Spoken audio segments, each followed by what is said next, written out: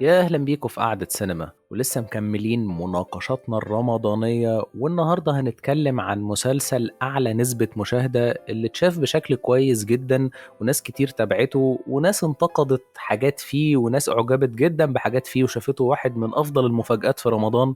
فإحنا اتفرجنا وجينا نتكلم بقى بالتفصيل عن اللي عجبنا وبرضه اللي ما عجبناش. فمرحبا بك يا أستاذة أمنية، ومتحمس جدا للحلقة. هلو، عامل ايه؟ أنا واتمنى ان تمام. الحلقه دي كمان تحظى باعلى نسبه مشاهده واستماع.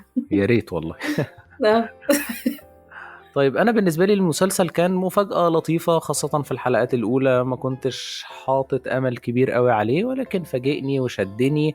وبعد كده بقى عندي بعض المشاكل، بس بشكل عام حسيته تجربة جيدة. بس لما وصلت في الآخر راحت من عندي حالة الانبهار، وبقى بالنسبة لي مسلسل كويس. مش عارف انتي رأيك ايه؟ شوف هقول لك، انا قبل كل رمضان كده بقعد اتفرج على كل التريلرز بتاعه المسلسلات علشان اقدر اكون رؤيه عن الاعمال كده قبل ما نتفرج على اي حاجه. انا بالنسبه لي المسلسل من التريلر بتاعه كان محمسني، اللي انا شفته فيه يعني. وغير كده كمان من الاسباب اللي كانت محمساني هو سلمى ضيف نفسها، ان هي شفتها في كذا حاجة مؤخرا وفي تطور ملحوظ في ده أدائها. نقطة كنت مستني نتكلم عنها، ولكن طالما فتحناها، أنا سلمى أبو ضيف كانت بالنسبة لي من أكتر الممثلات المزعجين. أنا ما كنتش بحب أتفرج على أي حاجة هي بتعملها بصراحة، وكانت بتبقى نقطة ضعف في أي مسلسل. لكن في المرات الأخيرة اللي شفتها فيها حسيت بتطور. لحد المرة دي حسيت إن أدائها إلى حد بعيد كويس جدا عن اللي كنت بشوفه، فهي بتتطور بشكل كبير ومفاجئ وسريع. صحيح بالظبط، يعني وإن كان في بعض التفاوت في بعض الحلقات في المسلسل، بس بشكل عام أنا بالنسبة لي كان من عناصر أصلا الجيدة جدا في الحاجات المسلسل. اللي وغير فيها كده كمان تفاوت برضو، يعني مثلا لو في ناس انتقدوا اللهجة أو الطريقة اللي بتتكلم بيها، وإن كان في بعض الناس بيتكلموا بطريقة مشابهة، ممكن في لحظات بتزيد، ممكن في لحظات زي ما الناس انتقدوا غسيل المواعين والكلام ده. ولكن برضو أنا حسيت إن أدائها على الصعيد الدرامي، على صعيد ظهورها على الشاشة وقت طويل، ما كانش مزعج. يعني ده في رأيي. صحيح. بصراحة هي فعلا بتتمتع أصلا كمان بحضور لطيف، يعني فاهم، مش مزعج خالص. وفي نفس الوقت أنا كنت شايفة إن أدائها أصلا من أكتر العناصر الكويسة في المسلسل. وغير كده كمان لما جيت بقى وأنا بتفرج على أول حلقات، أنا حسيت بإني فعلا عايزة أتفرج على المسلسل ده. يعني الإخراج اللي كانت بتقوم بيه ياسمين أحمد كامل، اللي هي برضو كان ليها تجارب تانية شوية مبشرة، أو بعض الحلقات في بعض الأعمال اللي برضو مبشرة. حسيت ان لا، في كمان اختيارات حتى في تصوير اللوكيشنز. يعني احنا هنا في مكان، في بيئة حقيقية، في بيت في الحطابة، وبنشوف ازاي ان هي كانت بتختار زوايا تصوير حقيقي مختلفة وملفتة ومثيرة. يعني فاهم ان هي فيها صعوبة في التصوير التنفيذ كويس في بتاعها. المشاهد الداخلية والخارجية، ودي جدا حاجة جدا نادرة يعني إلى بصراحة. حد ما في مصر شوية. صحيح، يعني خاصة كمان ان احنا عندنا واضح ان في تصاريح ممتازة للتصوير الخارجي في السنة دي في الاعمال. وهنا كمان في مسلسل اعلى نسبة مشاهدة تم استغلالها بشكل كويس قوي. المشاهد اللي كانت فعلا خارجي كانت حلوة جدا، ومشاهد كمان اللي كانت داخلي كانت متنفذة بشكل ممتاز. فانت شايف ان في ايقاع كمان بالذات في اول الحلقات. كان ملفت ومثير وشدك قوي، وفي اداء كمان حلو، اداء تمثيلي من كل العناصر. يعني مش حابه ننسى اي حد، بس طبعا هنتكلم بشكل تفصيلي. ولكن هنا بقى تكمن النقطة، إن بعد حالة التشويق وحالة الإجادة اللي إحنا كنا ماشيين فيها في الحلقات الأولانية، ابتدينا يحصل تراجع ونمطية، تنميط في القصة، في مسار القصة نفسها. وفي النهاية حالة من حالات الوعظ الشديد، خاصة مع الحلقة ابتداء من الأخيرة. الحلقة 12، يعني لو الجزء بقى اللي اتكلمنا عنه قبل التسجيل، اللي هو بيظهر فيه شريف عامر اللي بيتكلم عن ابوها وهو بيزف الملوخية والفيديو بتاعها، وبالصدفة بتبقى في بنت تانية عاملة فيديو بتنقذ طفلة من التحرش.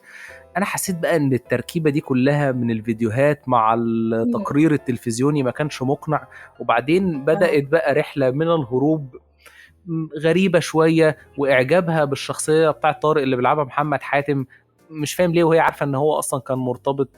ممكن يكون هو اداها ريق حلو زي ما بيقولوا بالبلدي، ولكن هي دخلت في حالة حب وهيام بيه. وبعدين بعد كده بقت بتلبس بواريك قصيرة زي ما اتكلمنا، ولبس سبعيناتي زي بتاع سعاد حسني في بئر الحرمان. والاداء اللي بيعمله احمد الرافعي اللي هو تقليدي شويه بالنسبه له، يعني حاجات كتيره كانت غريبه جدا في اخر 3-4 مم. حلقات، والمسلسل 16 حلقه، فاربع حلقات دول كانوا غراب جدا يعني. مده كبيره. يعني هو بص، هو ومدتهم كان في طويله. تنميط. كان في تنميط وكان في ميلودراميه ووعظيه شديده جدا في النهايه. يعني انا اللي هو يعني كان في صعوبه ان انا بصراحه للامانه ان انا اتفرج على اخر حلقه انا اول اللي هي مره كانت في اشوف المحكمه، محاكمه وان فيها كان الشهادات دي كلها، واحنا سمعناها في المسلسل. يعني احنا الحاجات دي ما بتذاعش حتى في التلفزيون عشان نشوف الشهادات دي كلها، والناس كلها هو بيقوموا ما الفكره. لهمش اي علاقه. يعني مم. مثلا صاحبتها اللي كانت معاها في المعهد بتقول دي طيبه، ايه الشهاده اللي في كده؟ ما هي دي يعني بالظبط، دي حاجات لا يعتد بيها قانونا، بما ان احنا بنتكلم بنفس منطلق المسلسل ان احنا بنتكلم بالعدل والقانون. بس النقطة المهمة ان هو حتى مع الحالة الوعظية اللي هي كانت ممكن تكون اتفرضت بشكل او باخر على المسلسل، سواء كان من قبل الصناع او بشكل تاني. بس حتى في بعض الاختيارات البصرية في مشهد في حلقة النهاية كانت برضو لطيفة بصراحة. يعني انا حقيقي احيي المخرجه ياسمين احمد كامل على شغلها، لانها كانت منتبهه ان رغم ممكن يكون في شيء من التطويل او التنميط او البعد الميلودرامي اللي غلب على بعض الشخصيات، وكمان جزء كبير من الدراما، خاصه بعد مثلا زي ما انت قلت مثلا. انا بالنسبه لي كمان من الحلقه 8 9 10 يعني في رينج دوت ابتدينا نتجه بشكل كبير للميلودراميه. بس مع كده برضو هي كانت محافظة بصراحة على إدارة الممثلين هي كمان كانت الإدارة بتاعت الممثلين والإيقاع. لحد بعيد كويسة، لأن كان في بعض الأداءات بتفلت. يعني مثلا زي ما اتكلمنا واحنا قبل التسجيل، يعني مش هنخبي حاجة، أداء أحمد فهيم في بعض الأداءات زي ما أنت قلتي بيحدف على جعفر العمدة، وأنا بالنسبة لي مش عارف هو كان بيعيط ليه بيجلي. بشكل مفاجئ. وأداءات محمد محمود مثلا على قد ما هي كويسة معظم الوقت، ولكن في التلت الأخير من المسلسل بدأت تبقى أوفر. استجدائية. اوفر قوي، استجدائية. والعيله والدفء والسلام والحب والمحبه مم. والحاجات الغريبه دي. الاداءات دي ما كانتش حلوه. اداء انتصار في الحلقه الاخيره اللي راحت لها فيها في المركب دي برضو حسيت ان هو فيه مبالغه شويه. مم. الصوره كانت كويسه جدا، ولكن زي ما قلت الاداءات معظمها كانت كويسه، بس الايقاع برضو كان فيه مشكله. يعني مثلا في النص الحلقه مم. اللي جالهم فيها خبر موت خالها بندق اللي بيلعبه احمد اه. فهيم، انا حضرت معاهم مم. العزا 3 ايام باين، يعني فاهم. عزا كامل ما الراجل مات متكامل. كتير برضو، يعني ما أرجوك. بس يعني المدة بتاعت العزا كانت رهيبة على الشاشة يعني. اه. يمكن دوت ارجعه برضو بصراحه، لاننا معانا فكره كويسه قوي، خامه كويسه قوي للفكره، بس ما عندناش. ويمكن دوت كمان السبب ان احنا اتنمطنا، انه ما عندناش استكمال الفكره دي ممكن ترسى على ايه. يعني احنا معانا، ودي كمان مشكله اصلا لو تلاحظ ان احنا بنواجهها اصلا في الدراما عندنا. احنا معانا البدايه ممتازه، انطلاقه ممتازه، ومعانا النهايه احنا ممكن نشوف المصير بتاعها هيبقى عامل ازاي. اللي في النص ده بقى هو ده اللي بنحاول نبنيه، احنا هو ده معانا حاجة الدراما. لازم نخليها تدخل كده وتفات في 15 16 بالظبط. حلقة بالكتير، بقى اتصرف. بالظبط. في حين ان احنا كنا طول الوقت بنقول ال 30 حلقه زياده، ودلوقتي بقى معانا 15 حلقه، فاحنا ممكن بسهوله ان احنا نتعامل مع ده. بس طبعا في الاول وفي الاخر احنا بنتعامل مع العمل كما هو الان، يعني فاهمني. لو هنكمل مثلا في الاداءات التمثيليه، بالنسبه لي كان من اكتر عناصر قوه المسلسل اداء انتصار. أداء حقيقي هايل. من اكتر يعني بعيدا عناصر، عن الجزء اللي بجد انا من قلت اكتر عليه، عناصر قوه المسلسل. هي مش بتمثل. أداءها ممتاز بالظبط. هي فيها طبيعية شديدة جدا جدا جدا جدا، من أول لقطة، من أول لقطة، يعني حتى قوة أداء بتفاصيل فكرتني كده بذات. شعرها جدا. يعني عارف، وأنا بتفرج أنا دايما عندي وجهة نظر عن انتصار كممثلة، هي من أكتر الناس الشاطرين حقيقي. ده حقيقي. بس لما عارف، لما حد يقول لك أما بيجي له مزاجه بيأدي حلو. وحد يديرها. ايوه بالظبط. فانا حسيت ان الدور نفسه اصلا كان حقيقي عجبها. فهي ادت بشكل كبير. يعني احنا عندنا هنا لا سلمى ابو يمكن ضيف حقيقي تتخيلي كانت أي حد ممتازه. بيلعب الدور مكان انتصار. بالظبط، ده حقيقي فعلا. انتصار كانت ممتازه جدا، وانا سعيده كمان جدا بعوده يعني حميده ومحموده لفرح يوسف. فرح يوسف من اكتر الممثلات الشاطرين جدا حقيقي. وهي يمكن تكون اتظلمت شويه بالمشاركات في الافلام القصيره، وفاهم اللي هو ممكن نقول ان احنا بقى في سنة نمط مستغل كده شويه، بيتقال عليها على فيسبوك كده، اتحطت انا فيه ملاحظه شويه. على الجروبس والبيج يعني. يعني بس هي فعلا حقيقي ممثله هايله وشاطره. والميزه انه هنا بقى احنا بنتكلم عن مخرجه قادره توظف الممثلين. يعني ايه على قادره ذكر توظف بقى الممثلين؟ الممثلين اللي كان جامد اه. بقى من الاول للاخر وما جلاش ولا امم. مره، هو اسلام ابراهيم. قدم ده طبعا، ملحمه ده طبعا. نطاعه في شخصيه علي تدرس. يعني هو بصراحة الكاركتر نفسه مستفز لدرجة ان انت مش عارف طب هو انا ممكن احبك على ايه. بس هو الميزة بصراحة وده اللطيف ان في بعض الشخصيات، وبقول بعض لانه كان في شوية مشكلة في بعض الدراما في الشخصيات، بس انه احنا قدام دوافع واضحة. يعني الشخصيات رغم ان هي ممكن تكون بتتجه مثلا اتجاهات ممكن تكون احيانا فيها تنميط او ممكن تكون شوية غير منطقية في بعض النقط، بس دوافعها واضحة. شخصية إسلام إبراهيم اللي هو كان علي، هي شخصية دوافعها واضحة جدا، وطول الوقت هي مقتنعة باللي هي بتعمله وماشية ورا الدوافع دي.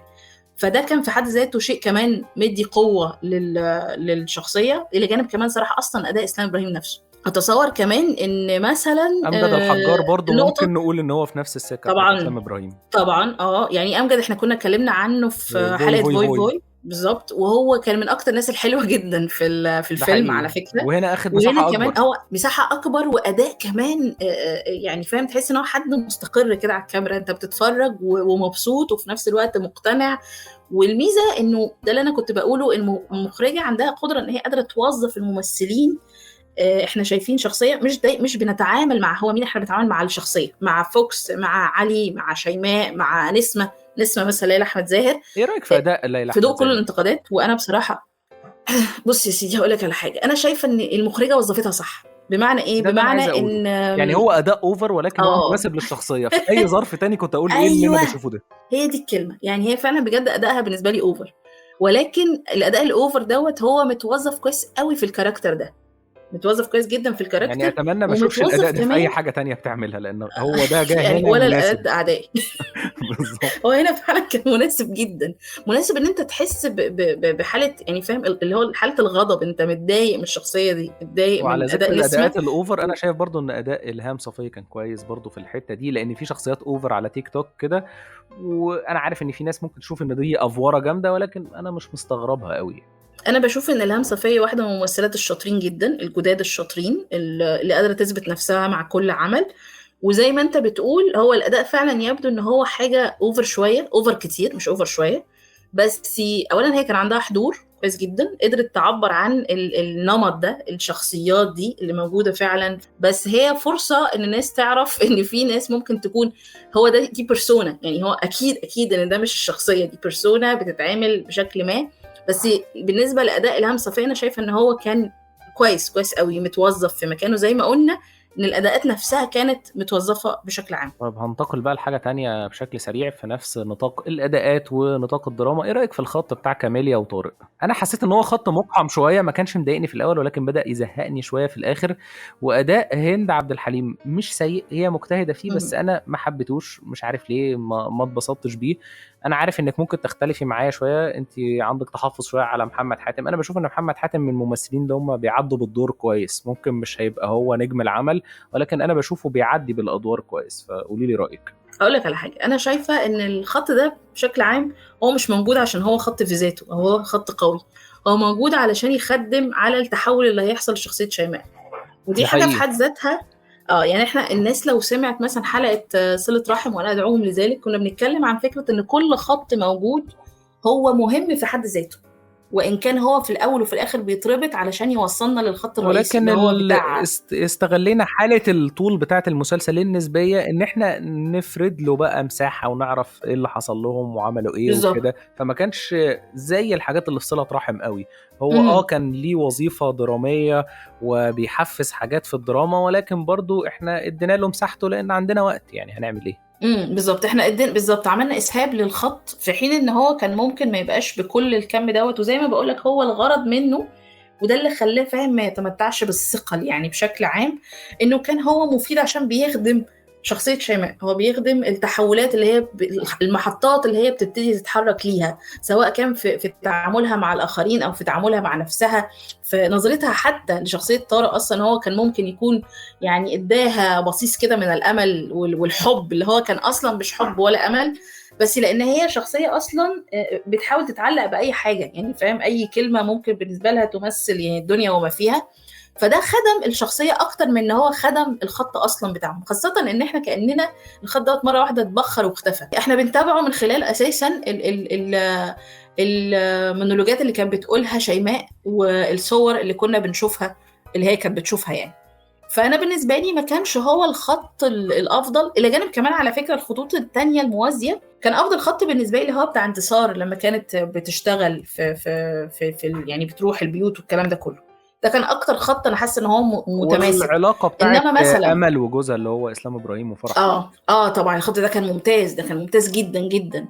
انما مثلا الخط مثلا بتاع بندق والعالم اللي هو دخلنا فيه مره واحده، اللي هو هو تحس ما ان هو كانش اوت اوف نو مقنع، وير ما احنا احنا مش بقينا هنا. عارفين بندق اصلا راح ليه، ولا يعني احنا بدل ما احنا كنا ايوه، ضيعنا وقت كتير قوي كان حد بس قال لنا بندق عايز ايه ولا بيعمل ايه ولا ايه اللي وداه هناك احنا ولا في ايه لحظه ما. البضاعه بالظبط اللي معاه، يعني مخدرات ايه، يعني ايه السياق اللي حصل بالظبط، ومين الراجل ده هو هو وبيشتغل في هو ايه. هو زي هو في شهير بيقولوا انا زي انا زي زيك بالظبط، انا جيت لقيت الموضوع فاحنا يعني ايه مره اللي واحده بيحصل.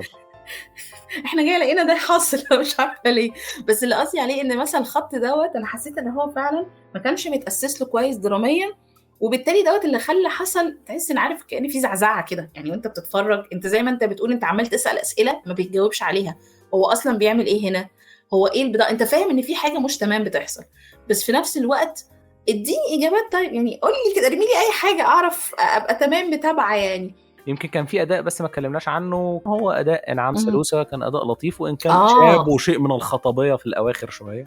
ده حقيقي، بس عارف هو اللي يخلي المسلسل شوية شوف هقولك شوية ان هو تتعامل بشكل ايجابي مع مثلا كلام مثلا زي مثلا بتاع انعام سالوسة، او مثلا التعامل بتاع الخط بتاع امل وعلي.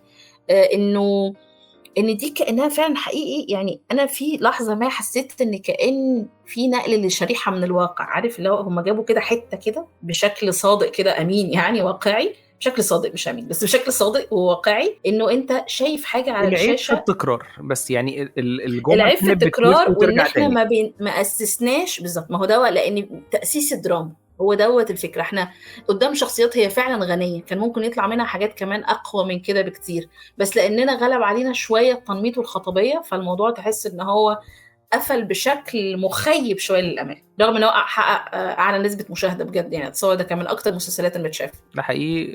اخر حاجه عندي عايز اتكلم عنها يمكن هي الموسيقى، كانت كويسه، التراكس الشرقي عجبتني يمكن اكتر شويه. الحاجه اللي ما عجبتنيش خالص هي الاغنيه اللي اتلعبت مرتين خاصه في الحلقه الاخيره على مجموعه من الفيديوهات كده، وبنعمل زي ريكاب كده للمسلسل في خلال الاغنيه، وكانت اغنيه كليشيه قوي وما حبيتهاش، مش عارف تتفق مم. معايا ولا لا. هو انا بيبقى عندي شويه مشكله اصلا مع استخدام الاغاني، مش الموسيقى التصويريه، الاغاني جوه الاعمال الدراميه او الافلام، لانها احيانا في اغلب الاحيان بتقلب ان احنا بنتفرج على فيديو كليب. بالظبط. ودي مش الدراما، خاصه كمان ان انا اوريدي معايا ممثله اصلا وكل المعطيات قادره تعبر جدا عن انا عايزه اقول ايه. يعني الحلقه الاخيره جميله جدا، فان انا اجيب حاجات سابقه اقعد اعرضها على اغنيه. هقول لك وجهة نظري، احيانا كتير الصناع مثلا حتى لو هم مش عايزين يعملوا دوت يعني 100% ان هم يعملوه بشكل يعني عايزين يعملوا كده، بيبقى احيانا كتير السبب في ان هم عايزين يكونوا اقرب للمشاهدين. يعني ان انا ممكن مثلا اخسر نقطة فنية يعني قوية زي كده، ان انا اقدر اعبر بقى من خلال الاداء ومن خلال الموسيقى ومن خلال النقلات والحركات بتاعت الكاميرا، اني بحاول يعني ادخل المشاهد معايا جوه الموضوع. ده مش افضل خيار، بس انا بقول لك ان في بعض المشاهدين ممكن ده بالنسبه لهم خيار كويس قوي عشان يحسوا بمعاناه الشخصيه. ده حقيقي فعلا. ولو اتكلمنا مثلا عن الحلقه الاخيره، لان هي برضو كان فيها شيء من التطويل، وكان اصلا في مشاهد بعينها المشهد وهي قاعده او هي ماشيه في الكوريدور بتاع السجن دوت، وبعد كده بتشوف الشمس ومش عارفه ايه. المشهد ده كان قد ايه بديع، قد ايه بديع بجد يعني حقيقي. احنا كان عندنا فرصه لحاجات كويسه تاخد حقها. بالظبط. بس هو اللي انا فعلا حاسه بيه انه وكأن في حاله الوعظيه دي ما كانتش من صناع العمل. انا في وجهه نظري كده يعني شيء فرض فرضا بشكل ما، لان احنا بنتعامل مع مسلسل في التلفزيون عن قضيه لازال اصلا يعني بيتردد صداها في المحيط العام، وأزمة وإشكالية لحاجات ابتدت تتصاعد كمان بشكل أكبر. المشاكل اللي موجودة في التيك توك يعني حقيقية، مم. والمسلسل فيه حاجات ممكن الناس تشوفها اوفر، لا هو ما كانش اوفر. الناس اللي مم. بيقعدوا، حتى الجزء بتاع علاء الشيخ اللي هو اتريق فيه على إلهام صفير، الناس اللي بيقعدوا يطلعوا على نفسهم مم. بيض، الحاجات دي موجودة. وحاجات فعلا في ناس بتهين نفسها جدا علشان الفلوس وبتعمل حاجات، يعني المورال بتاع القصة احنا مش مختلفين معاه، بالظبط. ولكن انا ممكن بس ما اقدم كانش لك لازم يتقال بالشكل ده قوي. بالظبط، انا ممكن اقدم لك مصير الشكل لشخصية الزاعق او ده. احكي لك حكاية آه. واوصل لك نفس الاحساس. مم. فالمورال نفسه انا مش شايف ان هو في اختلاف كبير عليه قوي، وفي حاجات غريبة بتحصل حتى مش مم. طبيعية، ولكن هي الطريقة اللي تقدم بيها فعلا قد تكون زي ما انت قلتي على التلفزيون وموجه للناس، فمش على منصة، فاحيانا بتبقى في بعض الحسابات. صحيح. يعني ولو تلاحظ كمان اصلا ان موضوع الصدى مثلا، كل حاجه بتحصل على التيك توك او التكنولوجي بشكل عام احنا شايفينه مثلا في مسلسلات كتير، يعني كامل عدد اعمال كتير قوي انا فاكره ان شفت فيها انه في تاثير التكنولوجيا والتيك توك والقضايا، ويعني ده بقى اصبح جزء من اساسا الحاله المجتمعيه، فاهم؟ الواقع، يعني كل الواقع المصري المنصات المعاش. بيتم استخدامها، ودلوقتي مم. بتنفع في المسلسلات. يعني في حد ممكن يبقى في حكايات مثلا بيعرف حد ما شافوش من زمان على فيسبوك، شخصية إياد نصار في مسلسل صلة رحم لما حاول يشوف ناس بيأجروا أرحام، وقع في مم. نصابين على تليجرام. فكده كده يعني السوشيال ميديا بقت في حياة الناس وفي. صح، جزء فعلا أصيل من الحياة. و... يعني بشكل عام أنا شايفة المسلسل يعني حقق المراد منه، والناس رجعت كمان تتكلم في القضية مرة تانية، وده برضو شيء أعتقد إن هو ينسب لنجاح المسلسل بشكل أو بآخر. ده حقيقي، وكان في تفاعل كويس جدا على المسلسل من الناس في السوشيال ميديا. أنا خلصت كل الكلام اللي عندي، مش عارف عايز أضيف حاجة في الآخر ولا لأ. لا أظن إحنا كده تمام، الدنيا تمام يعني، ومبسوطة. وإن كان زي ما بقولك المسلسل مشي في كيرف شوية، بس بشكل عام مبسوطة بالمسلسل نفسه، وشايفة إن هيطلع منه حاجات تانية كمان جاية، ناس هتاخد فرص من خلاله، ويعني بس. حلو جدا. انا استمتعت جدا بالحلقة يا أمنية، وشكرا جدا، ولسه مكملين السلسلة بتاعتنا بحاجات تانية. خلوها في وقتها بقى لما تلاقوها نازلة على المنصات، سواء على يوتيوب او كل منصات الاستماع. تابعونا بس وقولوا لنا آرائكم وبس، ويلا بينا. زي استاذ باسم سمرة اللي بقى شعار بالظبط. رمضان. ونتقابل الحلقة الجاية، مع السلامة.